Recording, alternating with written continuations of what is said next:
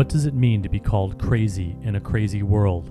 Listen to Madness Radio, Voices and Visions from Outside Mental Health, sponsored by peer-run support communities Freedom Center, the Icarus Project, and Portland Hearing Voices. Madness Radio can be heard on FM stations on the Pacifica Radio Network and is streaming, podcasting, and archived at madnessradio.net. Welcome to our new broadcast station, KBOO, in Portland, Oregon.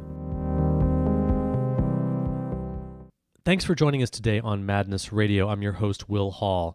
Today, my guest is Dr. Arnold Mindell. He is a Jungian therapist with 40 years' experience working with individuals, couples, families, organizations, and large groups, and he has also done conflict resolution work in war zones.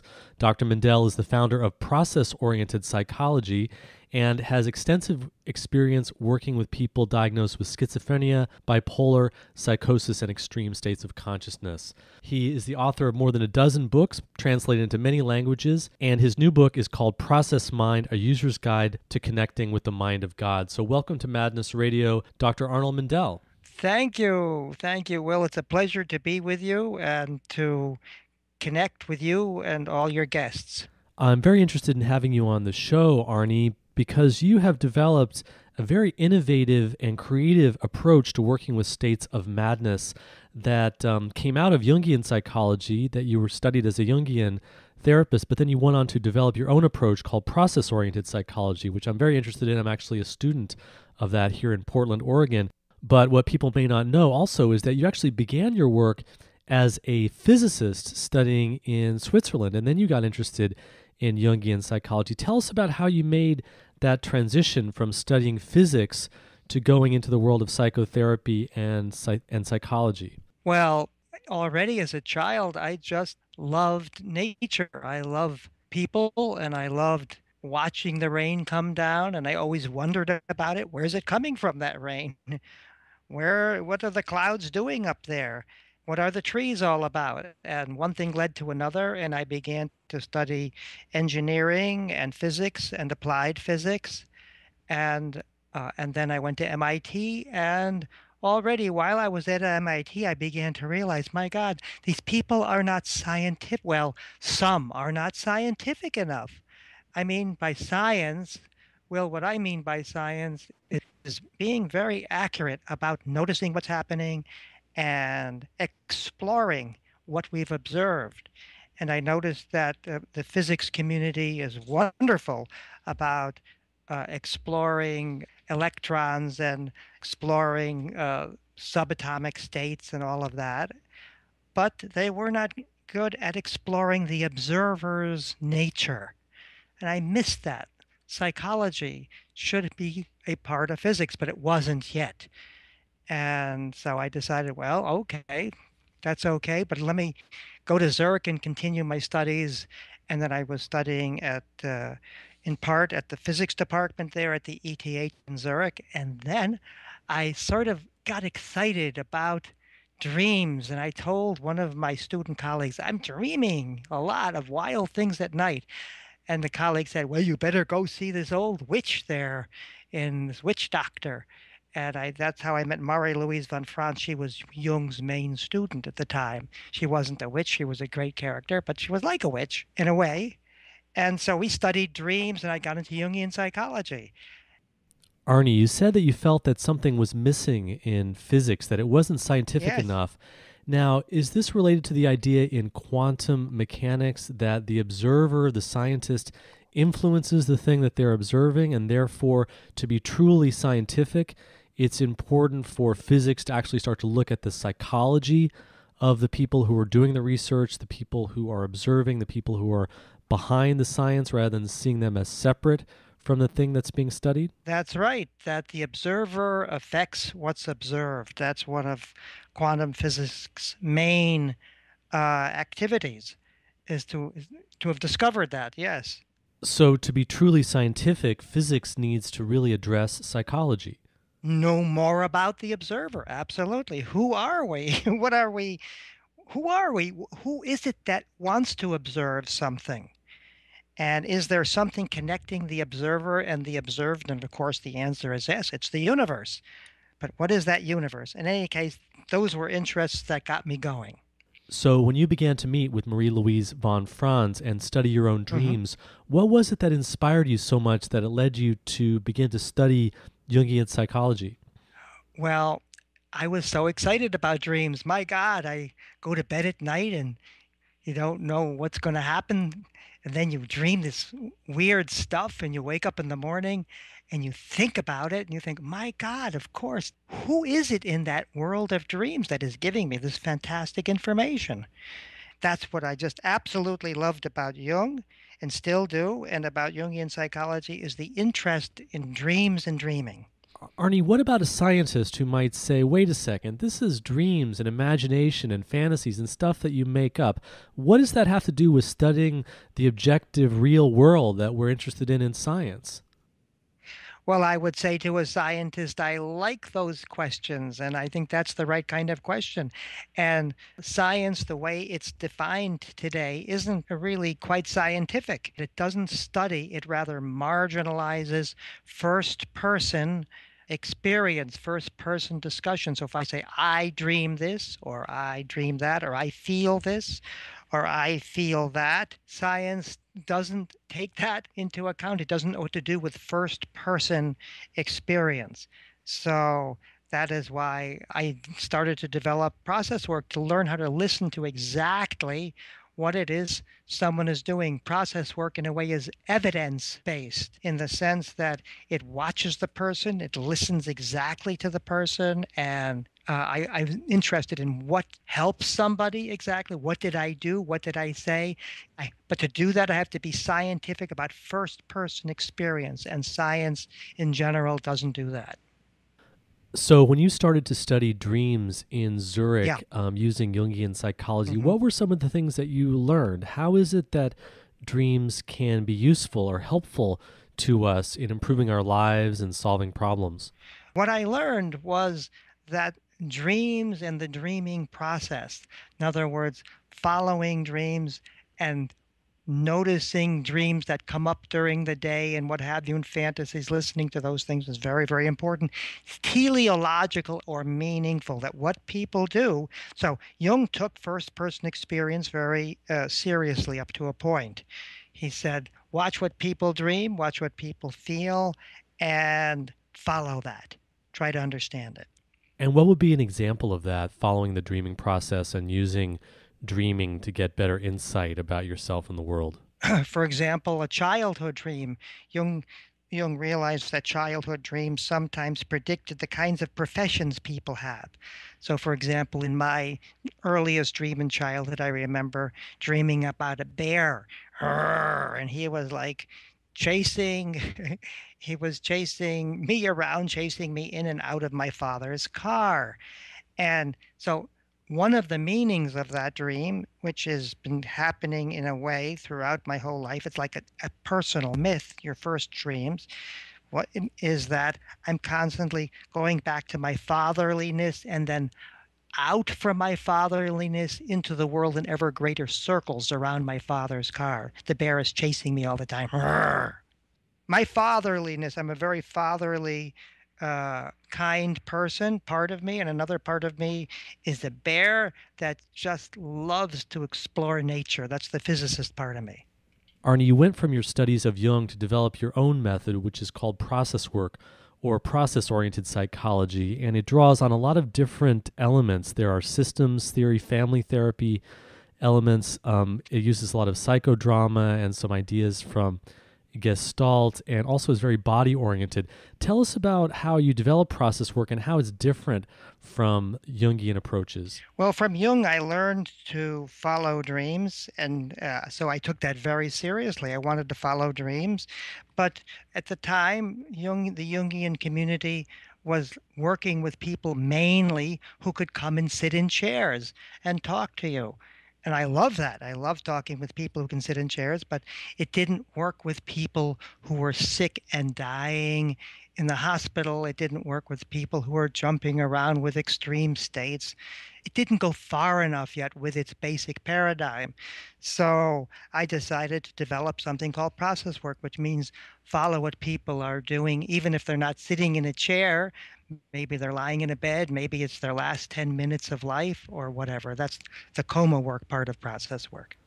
I'm very interested in discussing the applications to extreme states and madness, but process work also has a whole perspective on power relations and social issues and does a lot of work with large groups and diversity and group conflict, which I think is really important because that gives a much deeper understanding of mental health issues and discrimination and marginalization of madness and extreme states and the power relations that are often involved in psychiatric diagnosis. How is it that you developed that whole perspective to process-oriented psychology?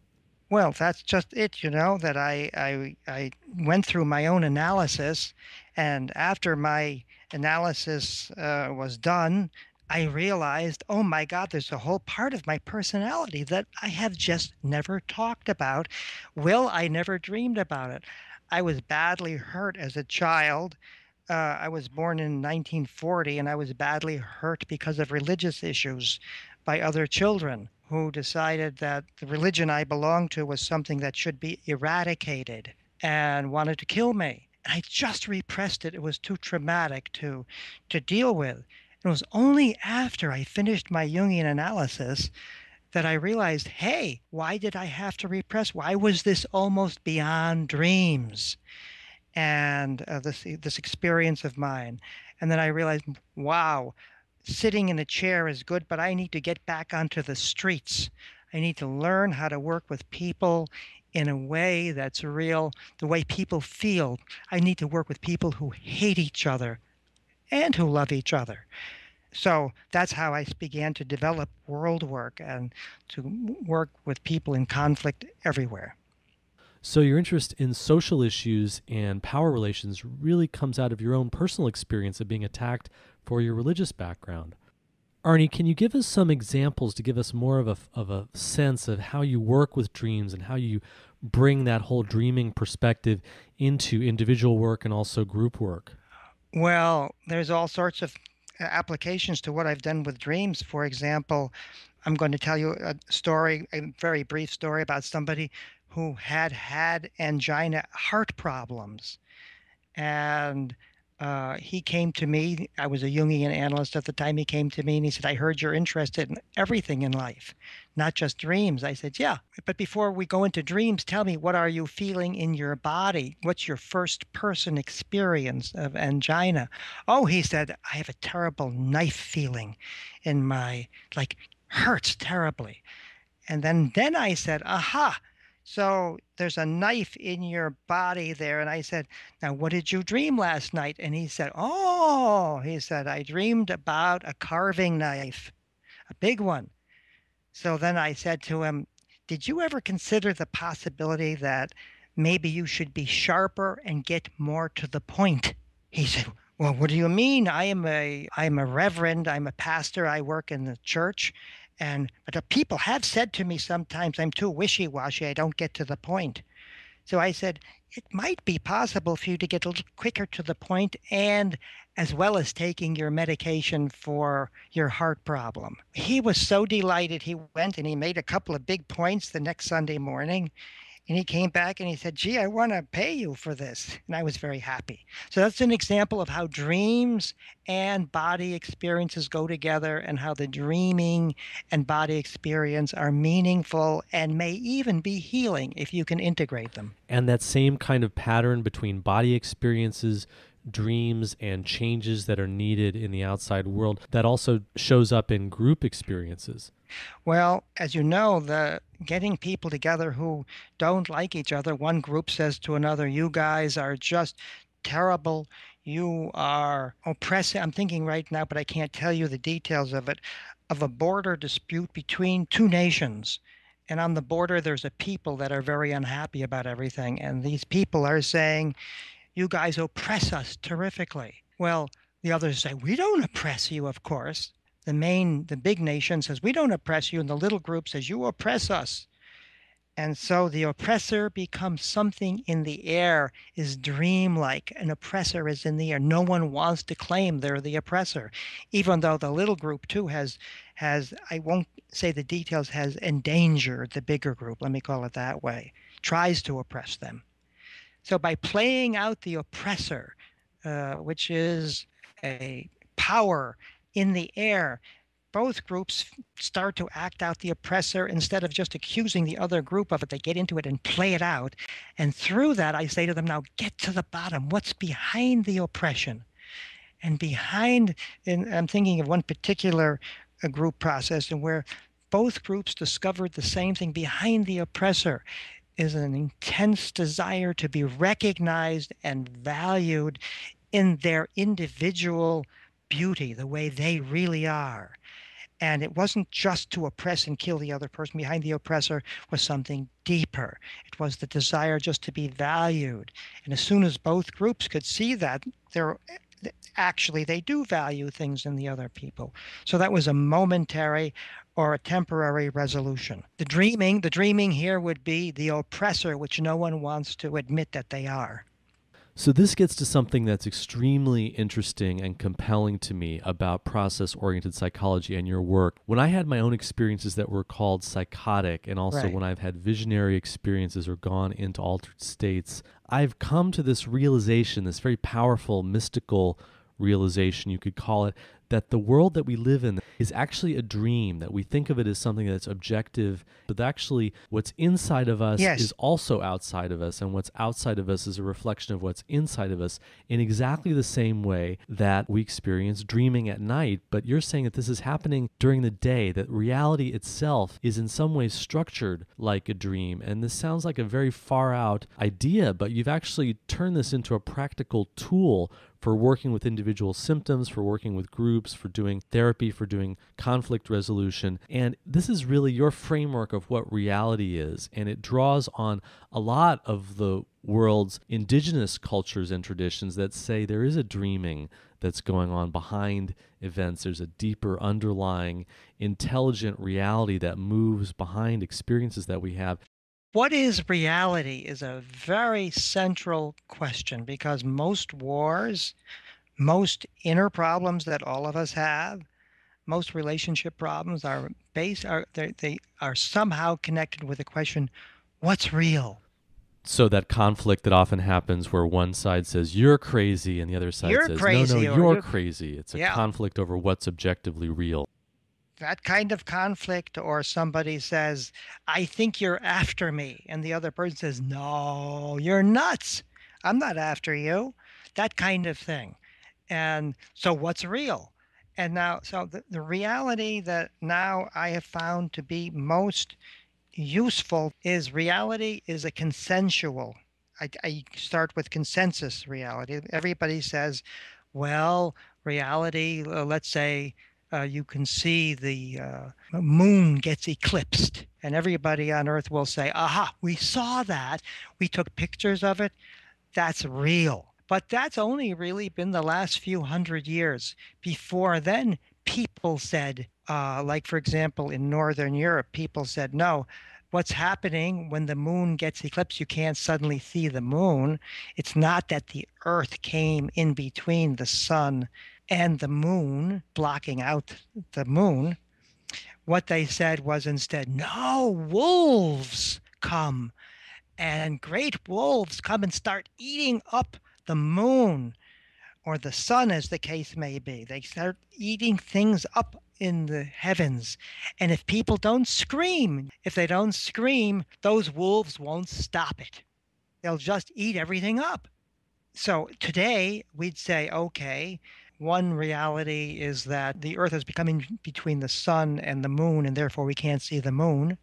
But another reality, let's call it dreaming because you can't see it right away happening, is that wolves are eating up the moon, and people need to scream to stop them from doing that. Otherwise, the moon will be eaten up.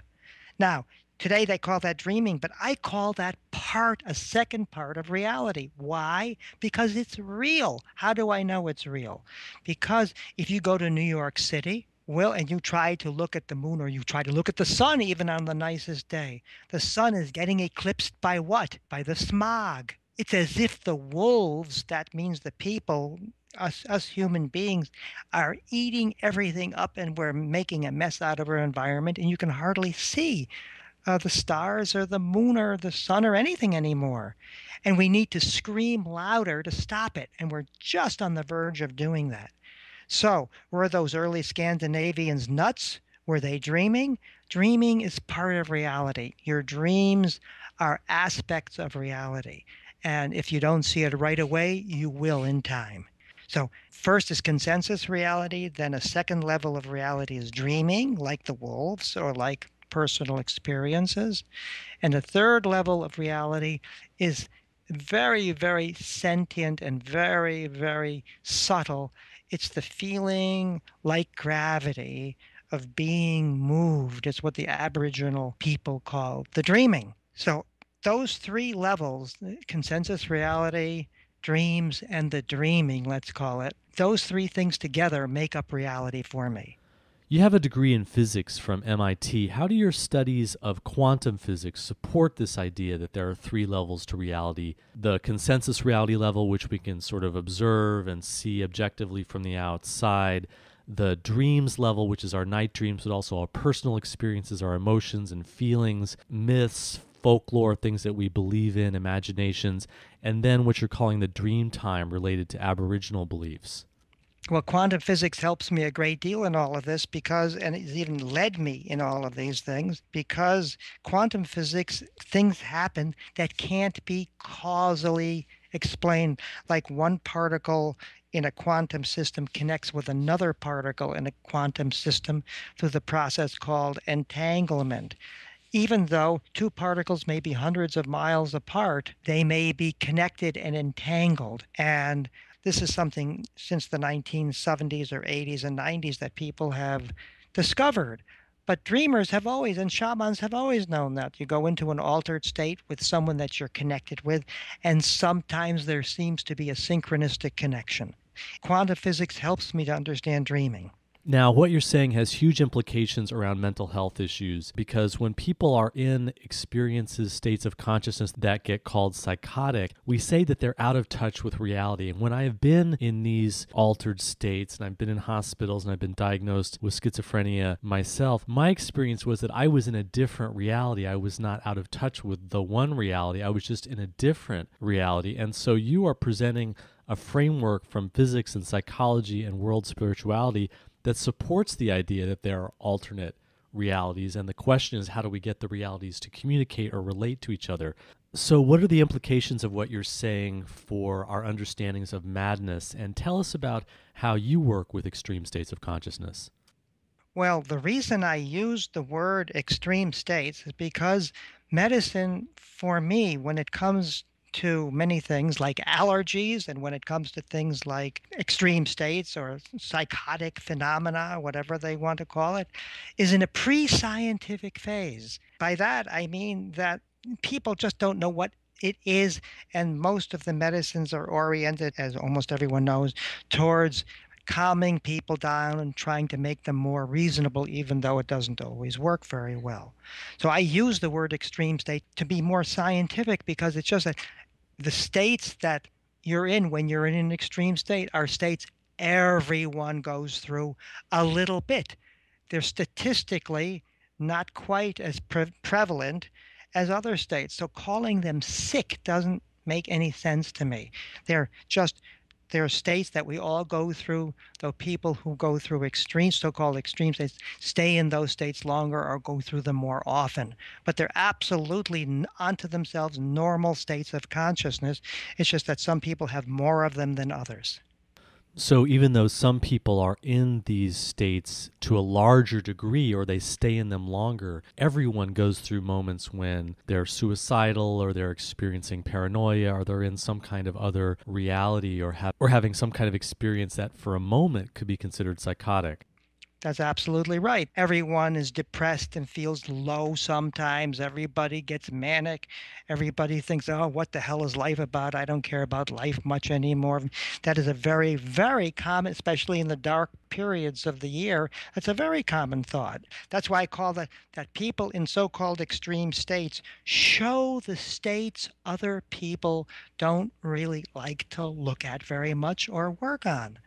And so, because others want to marginalize those states become marginal, and the people who go through those states get marginalized. And marginalized means looked down upon. Oh, you're weird and you're crazy, you're sick or something like that. And that doesn't work for me. And why do you think that those experiences and the people that go through them get pushed to the sides in society? Is it out of fear? Is it out of people being afraid of looking at those parts in themselves? Yes, yes, and yes. It's because culture says, in a given culture, we say, we are this, we are not that. And when we say we are not that, it means that there's aspects to us that we refuse to look at and don't want to have. When people go to school, in kindergarten, teacher says, for example, I still remember working in Australia, and the teacher says to one of the Aboriginal children, stop dreaming so much. Come on, you got to be real. So suddenly dreaming and the culture of dreaming and fantasy and what have you becomes marginal, and the people become marginalized.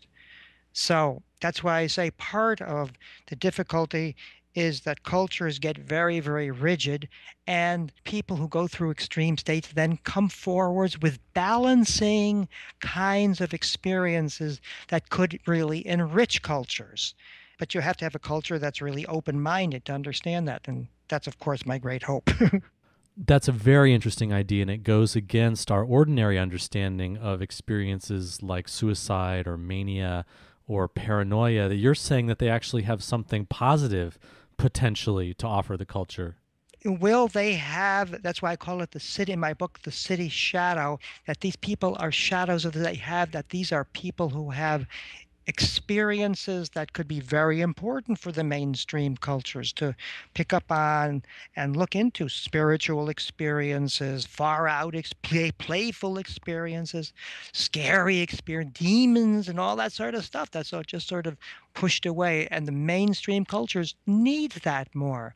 We need to see it, people to learn, go on stage and process these great experiences to show things. So I'm still waiting for theater to happen to bring all these experiences. I think the more cultures bring out their experiences and accept them, the better everybody will feel. If you're just tuning in, this is Madness Radio, and my guest today is Dr. Arnold Mindell. He's a Jungian therapist and the founder of process-oriented psychology. He has more than 40 years' experience working with people diagnosed with schizophrenia, bipolar, and other extreme states of consciousness. And he's the author of more than a dozen books, and his most recent book is called Process Mind, A User's Guide to Connecting with the Mind of God. These are some very interesting ideas. Can you give us some examples of how you put these into practice in your work with clients around extreme states? Sure. I've had a lot of experience, and I worked originally in Switzerland in main mental hospitals and stuff during a time, Will, when people still didn't have psychopharmacas. They didn't have the medicines to cool people off. So I saw them in their states that they were. For example, a situation that comes back to me was one of my clients, who was a doctor, asked me to come and help him with a client of his in the hospital, in a mental hospital. And when I came in, there was a person I saw. She was under her bed, and she wasn't talking. And they said she was very sick, and they didn't know what to do with her. She wouldn't come out from her bed. So I didn't know what to do. So I thought, she's under the bed. What should I do? Why not join her in some way? So I went under a chair at a distance from her. So suddenly she spoke in her language, and she said to me, it's no good being a person. So I said, aha, okay, let's stay where we are. She said, I'm in a fishbowl, and I am a fish. Will, this was the first fish I had ever met who was speaking to me, and I loved it. Will, she was doing something for me that, I had finished my Jungian studies. I was sitting in chairs, and here's somebody under her bed in a fishbowl who says that she's a fish. So I what should I do? I don't know anything. I never learned about that. So I just went blub. And she went blub, blub. And we blubbed around together. And she was under her bed. And to make the story short, after a couple of months, she was walking on the street, seeing me in my practice. And then she explained to me, she said to me, Arnie, I said it wasn't worth being a person. And the reason was because my father came from a country that has done some very bad things to people, and he was involved in that. And as soon as I found out he was involved in doing some really bad things to other people, I decided it wasn't worth being a human being anymore. I didn't want to kill myself, and suddenly I found myself becoming a fish. She told me that story, and it took some months before she told it. And we cried together and this and that. And then anyhow, she was, let me say, normal from there on out, and became actually well, I can't say the details. She became she's a great person. Good things happened to her. So you're seeing whatever the person is going through, no matter how bizarre or strange, as potentially meaningful, and then you step into it and join them in it as if you were joining them in a dream that they were having, and that becomes helpful to the person. You're saying it beautifully, Will. Stepping in with her, dreaming with her is so important, that validating her experience. And at the same time, Will, she's doing me a favor. How many times have I had the chance to play as an adult with another adult who's under the bed as a fish? I want to just say she's also healing something in me. People heal us by what they do, by bringing up a marginalized experience. Or a very different kind of thing is, in that same hospital, the doctors invited me to work with another so-called impossible patient. I walked in the door, and there was a very thin woman at the other end of the room, right near the window. There was a window in this room. And she said to me as I opened the door, "Don't come an inch closer." This is a woman who hadn't talked to people before. And they told me she didn't communicate. So anyway, she said, "Don't come an inch closer." So I thought to myself, I said, "You're smart," because from my experiences then already as a therapist, I imagined something unfortunate had happened to her.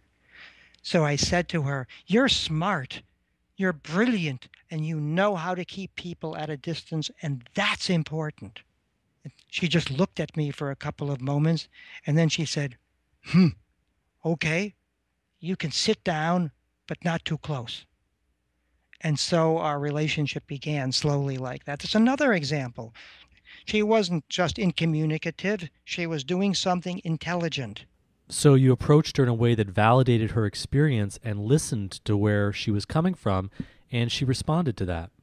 That's right. Looking at her, watching her, seeing what's happening, and all of that. So that's what process work is about. You can't tell somebody exactly what to do with somebody else. You have to follow your experience. And sometimes you're the kind of person you are, you may be shy or afraid of people like that. That's just fine too. But you need to be able to follow them and yourself. Let me give you another example. Another example of somebody who was two men brought him to my practice. They had him on his arm, holding him down, and then they let go of him, and he was jumping all around. You might call him just plain nuts, or he was manic, or you can use any term you want, but he came into my room and he sat on my chair. I was still trying to behave like a normal Jungian at that time. And this man, Will, scared me because he was sitting in the chair, and suddenly I had never seen this ever before. He jumped from a sitting position up into the air, and he hit his head on my ceiling in my room. Will, that was amazing. I had never seen anything like that in my whole life. And I almost cried. I said to him, "Hey, you can't do that with Arnold Mindell. If you want me to be your friend, you can't do that because I'm too scared. I don't know how to deal with that," which is really true. There I was just following myself. And he stopped and he looked at me. And he said, my God, no one ever treated me like a person. I said, I'm not treating you like a person. I'm just chicken. I'm scared. Please don't do that anymore if you want to work with me. Otherwise, I'll find somebody you can work with. Well, anyway, it was the human relationship element there that became important. So there's all kinds of processes. Those are just a couple of them. You mentioned that when you were working in Switzerland in the hospital, it was in an era when medications were not used as widely as they were today, and people were expressing their extreme states or their psychosis or their mania. And so you were able to work as a therapist very dynamically and creatively with that expression on its own terms. Now, today, that's not the case. Medications are used widely and routinely, and any kind of expression of a bizarre state is often seen as something that needs to immediately be medicated and controlled and tranquilized. What do you think about that? What's the relationship between working with extreme states and medications?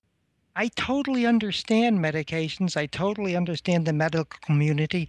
Not everybody has enough training to work with unusual states of consciousness. And so I totally appreciate, and many people, including the clients or the patients, feel also, gee, this makes it easier for me. This is fine. I love this. It cools me out. Great. Then I think that's part of process work. They like that. That's their process. Let's follow cooling everybody down. But some things, there's often a residue of unhappiness or misery or fear in the background that doesn't cover. It's not everything. They're doing as best they can, but it doesn't really cover the true nature of the person. Like, for example, one of the most amazing situations I came across was one day into my practice was marched a person who said, I am the light. And the people who came with him said, he said that just now. This man said, I am the light. The people who brought him said, he was saying he was the light in the middle of this big festival in downtown Zurich. And at the moment he said, I am the light, the chandelier above crashed to the floor. So they were freaked out. They thought he was a magician. Was he crazy or was he a magician? So he came in and he sat there to me and he said to me too, I am the light. And I thought, that's really exciting. Let me try that. I said, I don't know what that's like. Let me try it for a moment. I said, I'm the light. And he said, no, you're crazy if you think you're the light. The role switched, you see. He was the light as long as nobody else was picking that up. It's like cultural. So I said, I'm the light. He said, no, the light will crash on your head. You've got to bring that down to earth. I just said, I don't know how to bring light down to earth. How are you supposed to do that? And he gave me all sorts of tips.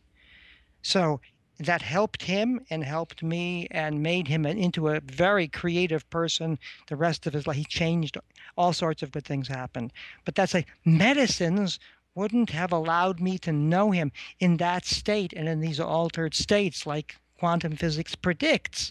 Sometimes magical, but I'm not going to call them entangled states occur, like the light and then the light crashing. This is a possible quantum entanglement situation. People in extreme states frequently have magical or quantum-like phenomena happen to them because they're in that level.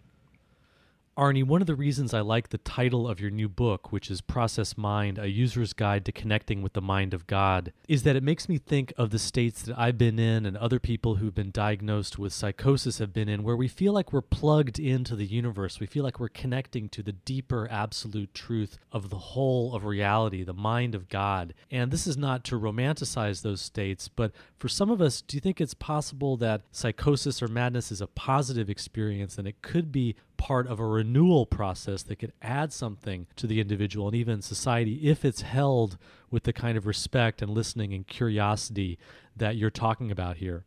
I mean, I can just say yes to you, that people going through unusual states of consciousness frequently have synchronistic connections, and these are spiritual connections.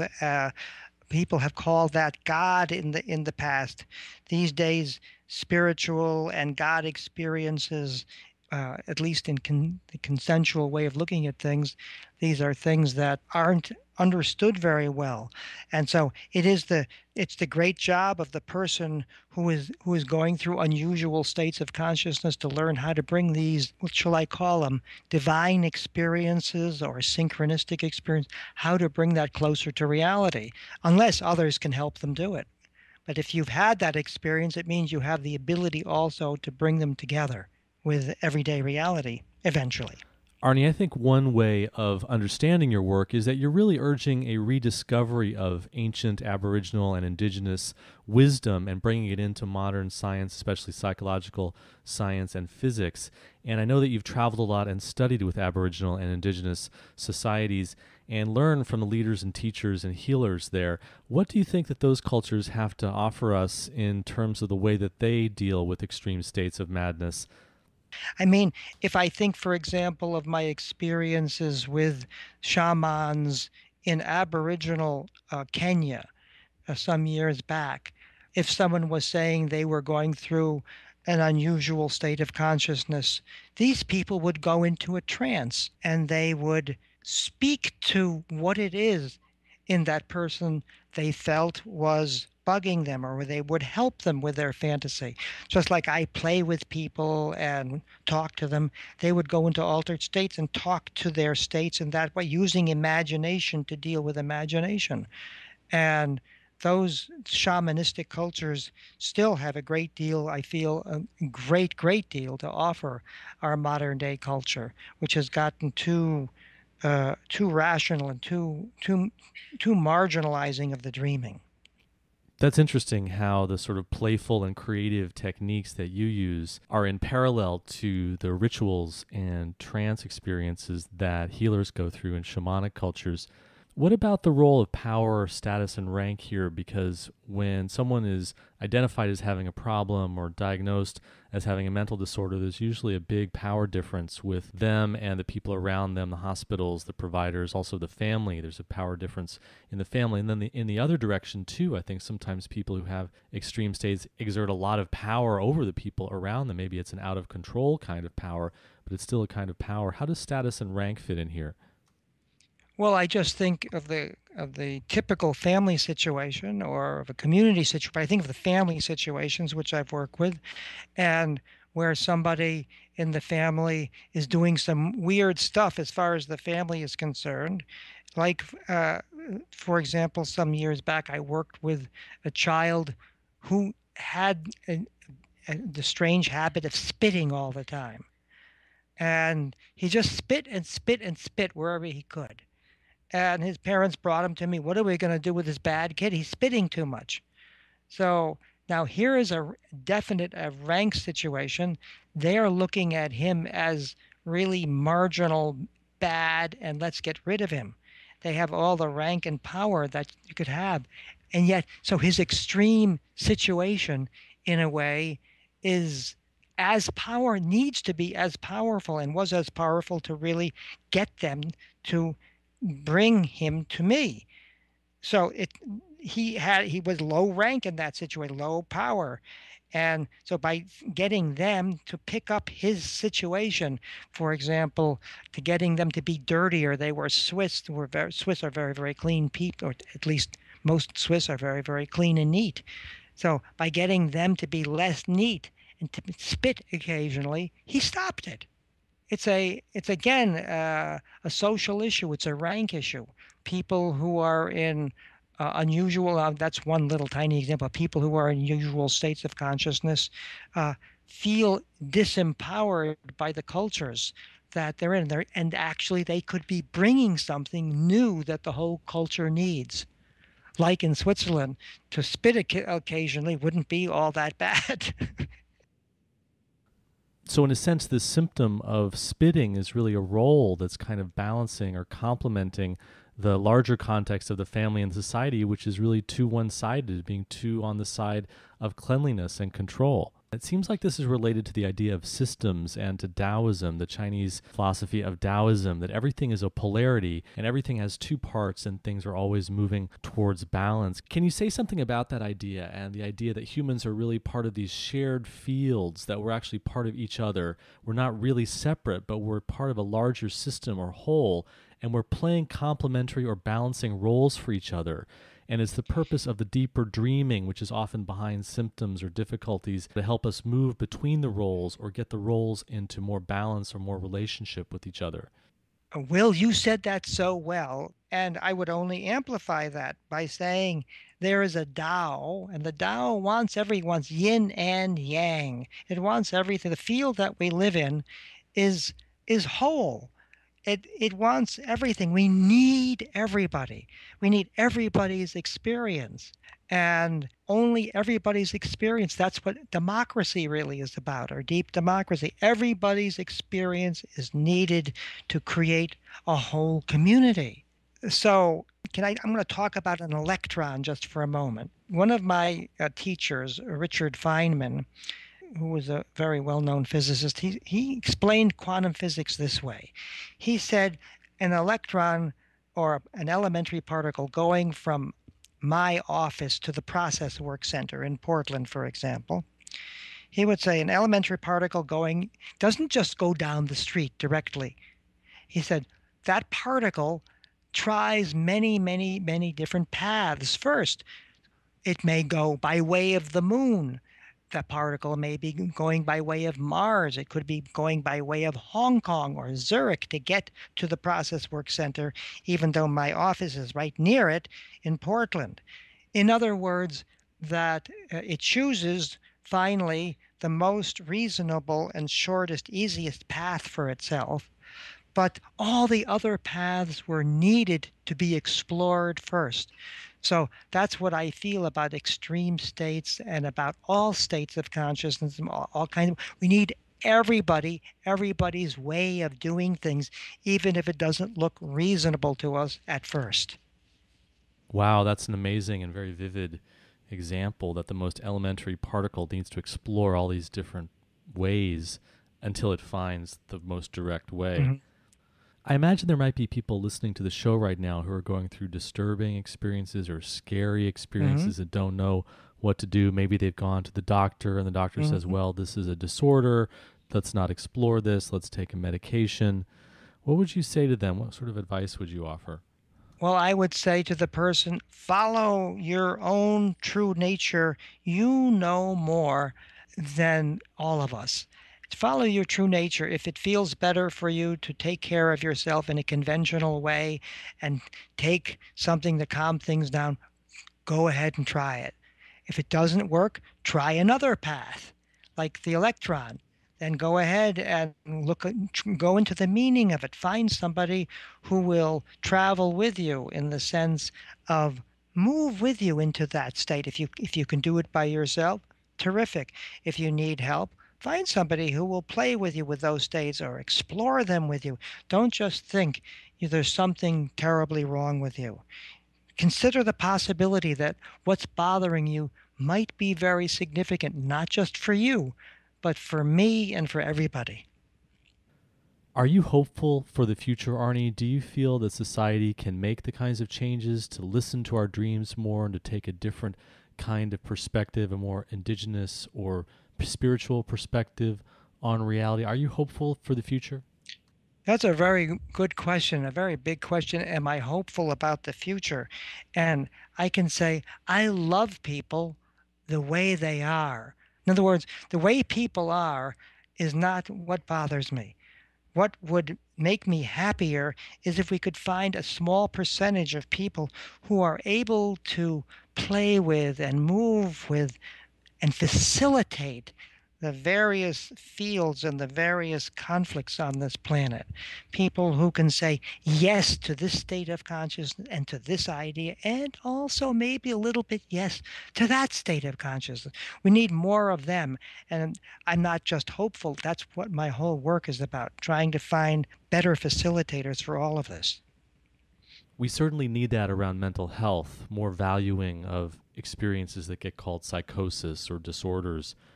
Your new book is called Process Mind, A User's Guide to Connecting with the Mind of God, and you developed a whole earth-based approach as part of process-oriented psychology. Tell us a little bit about that.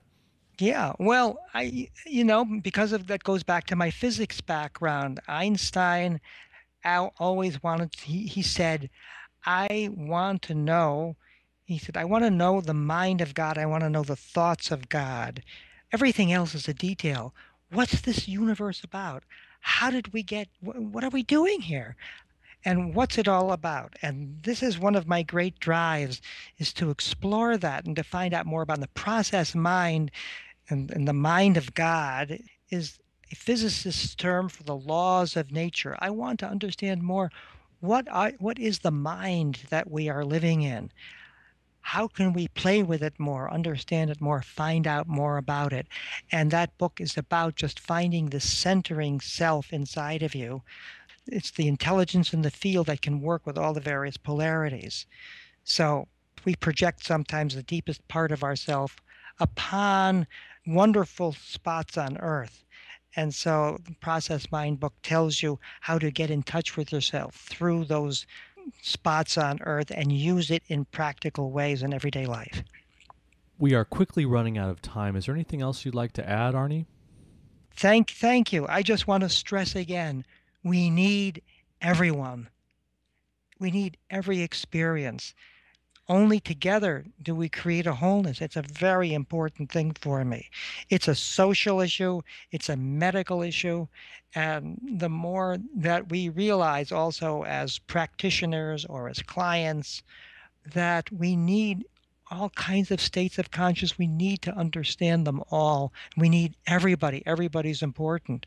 I feel that attitude is something I really would love to get across and need help from others in getting across. And how can people get in touch with you and find out more about your work? The best way to get in contact with me or with Amy and me, my partner, my wife, is www.AA, that's two A's, Mindell.net, AAMINDELL.net, or you can find us on Facebook. Arnold Mindell, thank you for joining us today on Madness Radio. It's been a pleasure, Will. You've been listening to an interview with Dr. Arnold Mindell. He's a Jungian therapist who developed process-oriented psychology.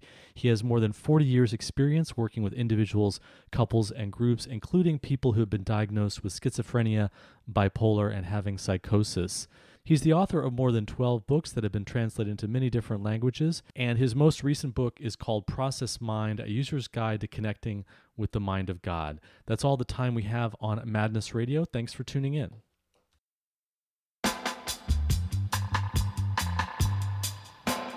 You've been listening to Madness Radio, Voices and Visions from Outside Mental Health. Madness Radio is co-sponsored by peer-run support communities Freedom Center, The Icarus Project, and Portland Hearing Voices. Hosted by Willa Halla, music producer is John Rice, with technical assistance from Jeremy Lantzman. Listen to our internet stream, podcasts, and show archives at madnessradio.net. Madness Radio can be heard on FM stations on the Pacifica Radio Network, including KBOO in Oregon, WXOJ and WBCR in Massachusetts, Alaska's KWMD, and WPRR in Michigan. If you have an idea for a story or guest on Madness Radio, to help get us broadcast on a station near you, or if you just want to share what's in your head, contact radio@madnessradio.net.